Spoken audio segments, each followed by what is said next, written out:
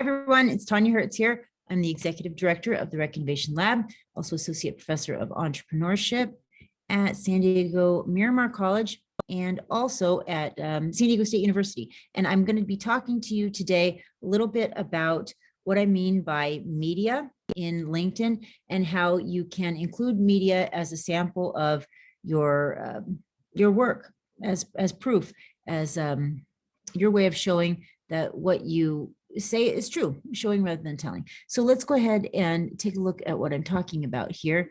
And I'm going to go ahead and open up my LinkedIn and we'll take a look there. So here is my, let me actually just go back over here. So here's my LinkedIn. You can go to LinkedIn Home, click on View Profile to get to your profile, then click on the profile itself, take a look at the sections that you all should have: the About section, the Education section, and the Experience section. And really the media can go in any of those sections. So media can be any evidence of your experience, your ability, your knowledge, your skills, your connections. And just think of it of a way of, or think of it as a way of showing that you can do what you say you can do, that you know who you say you know, that you that you're good at your job.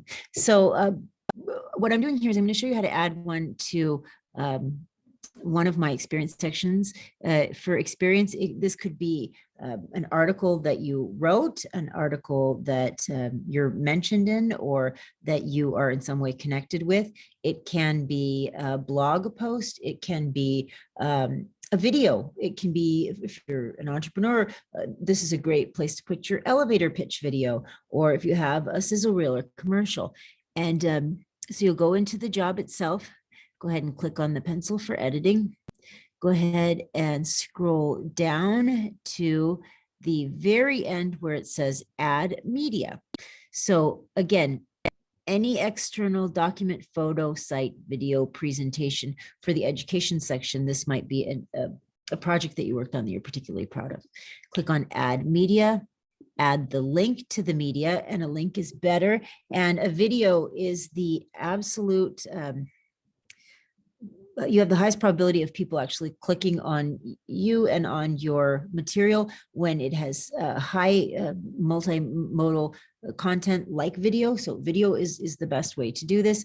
And, you know, in my classes, I'm always telling you how important it is to include a thumbnail in your video, and I'm going to show you why. So here's a video that I made last week.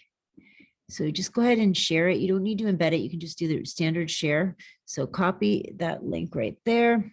Going back to my, to my LinkedIn, paste the link here to the video, and you'll see why it's so important that we have a thumbnail, because then the thumbnail comes up and it's not just some random picture of you talking with the weird looking face in your video. Apply there. And then now you'll see at the, make sure to save this, at the bottom of that experience section, you'll now see sample of that media, right? So important.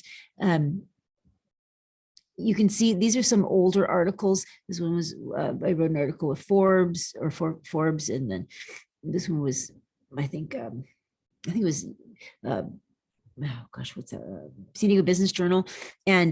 And you can see here, there's no picture. That's because this article now is maybe 3 or 4 years old, and there wasn't a thumbnail included. No, it was MarketWatch. No picture, right? No picture. And so that's why it's so important that you, as much as possible, choose videos and articles that do include pictures. So you can see this wasn't an article that I wrote, but it was an article by MarketWatch that I was quoted in. It doesn't have to be that type of media. It can be anything that just shows that you are good at what you do. That's it from the media section. Make sure that you have at least one media section for the purposes of this assignment, whether that's in the education or the experience section. It could even be in the about, but I prefer it in one of those two. All right, thanks so much. I look forward to seeing your LinkedIns.